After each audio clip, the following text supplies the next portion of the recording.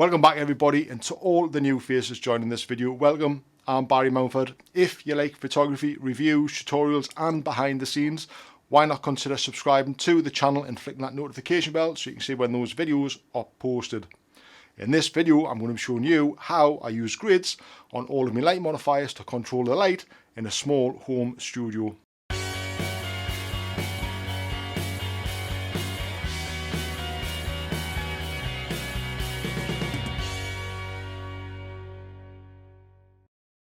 So grids, why do I use them? Well, if you want to control your lighting more effectively, and by that I mean controlling the spill of light on the areas around your subject, or you want to specifically light a certain part of your subject, grids are a really effective way of doing this, especially if you're working in a small studio space like I am.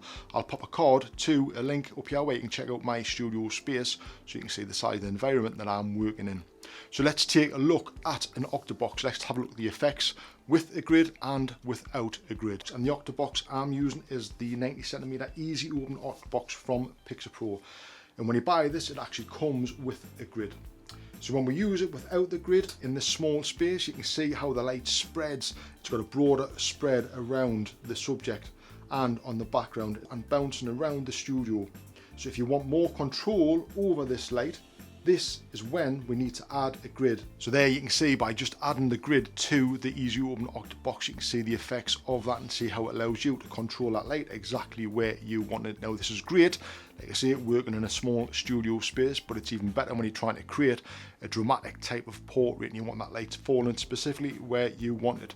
I'll pop a link to a card up here where I'll show you how I lit this image using grids, so if you want to head over and check that out. So let's take a look at a standard reflector now. Let's have a look at the effects with a grid and without a grid. So grids are super useful for video also. At the minute I'm using the wavy beauty dish to light me using the Pixapro 100D Mark II, and I've just got the sock on it. So watch what happens when I take the sock off and I'll pop on the grid which comes with the wavy beauty dish.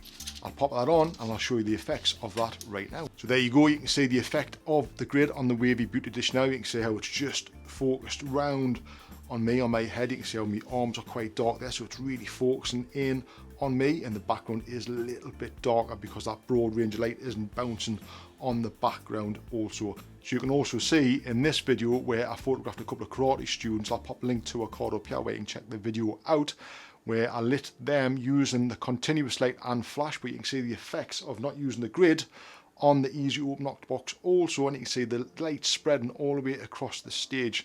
Now by just adding that grid again, it helped me focus that light on the karate student and get that motion in the image. So grids are also useful in product photography if you want to define that light and have that light fall exactly where you want on that product, or you want to create a nice little ball of light on the background. Grids are a great tool for doing this also. I'll pop a link to a card up here where you can see a whiskey bottle shoot, and you can see the effects of having that little glow on the background and how that makes that product stand out in the image. So whether I'm using an octabox, beauty dish, small standard reflectors, snoots, any of my modifiers, the grids help me control the light in my small home studio space. So that's it for this video folks. I hope you found it useful. I hope you understand a bit more how grids work and how they can be really helpful to you. So if you have liked this video, please give it a thumbs up and don't forget to subscribe to the channel if you're not already subscribed. And I'll see you folks in the next one. See you then.